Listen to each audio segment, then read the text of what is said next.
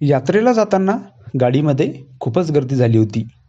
दाजीची बहीण माझ्या मांडीवर बसली आणि राजाने उड्या मारायला सुरुवात केली. दाजीच्या बहिणीला समजलं. यात्रेवरून परत आल्यावर तिने लगेच मला गच्चीवरच्या खोलीत. नमस्कार मित्रांनो, स्वागत आहे तुमचं आमच्या चॅनलमध्ये. तुम्ही जर अजून आमचं चॅनल सबस्क्राईब केलं नसेल तर प्लीज चॅनलला सबस्क्राईब नक्की करा. दाजीच्या गावाजवळ एक मोठी यात्रा भरायची. यात्रा थोड्या अंतरावरच होती. दाजीच्या घरचे सर्व यात्रेला जायचे. दाजीकडे स्वतःची गाडी होती, त्यामुळे घरातील सर्वजण यात्रेला जात होते. एक दोन वेळा मी पण त्यांच्यासोबत गेलो होतो यात्रेला. माझं नाव अंकित. मला जेव्हा पण उन्हाळ्याच्या सुट्ट्या असायच्या तेव्हा मी ताईच्या घरी जात होतो. ताईची नणंद माझ्या बरोबरीचीच होती. माझी पण 12वी झाली होती आणि तिची पण. दाजीची बहीण अर्पिता खूपच भारी दिसायची.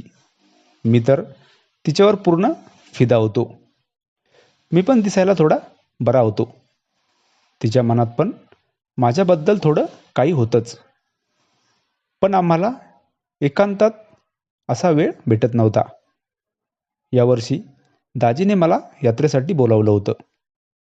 यात्रेच्या अगोदरच्या दिवशी मी दाजीच्या घरी गेलो.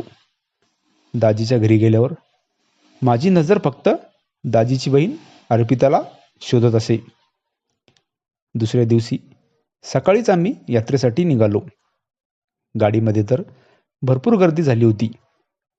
अर्पिता माझ्या शेजारी आली, पण तिला बसायला जागा नव्हती. ती माझ्या मांडीवर बसली आणि मला तर वेगळंच होऊ लागलं. गाडी सुरू झाल्यावर अर्पिता थोडी हालचाल करू लागली आणि मला तिचा जो स्पर्श होत होता तो स्पर्श तर जगावेगळा होता. नंतर राजा पण उड्या मारत होता. राजाने जशी उड्या मारायला सुरुवात केली ते अर्पिताला समजलं. परत येताना अर्पिता माझ्या मांडीवरच बसलेली होती. ती आता बघून इशारा करत होती. आम्ही जसं घरी गेलो, अर्पिताने मला गच्चीवरच्या खोलीत यायला सांगितलं आणि मी गच्चीवरच्या खोलीत गेलो.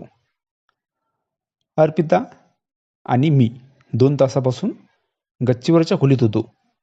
मला तर अर्पितासोबत जगावेगळा आनंद भेटत होता. मी दाजीच्या घरी चांगलाच 5-6 दिवस राहिलो होतो. दुपारी गच्चीवर कोणीच येत नव्हतं, तेव्हा आम्ही दोघं गच्चीवरच्या खोलीत जात होतो. ही कथा पूर्णपणे काल्पनिक असून वास्तविक जीवनाशी काहीही संबंध नाही. ही कथा फक्त मनोरंजनासाठी आहे. मित्रांनो, कथा आवडल्यास चॅनलला सबस्क्राईब करा. धन्यवाद.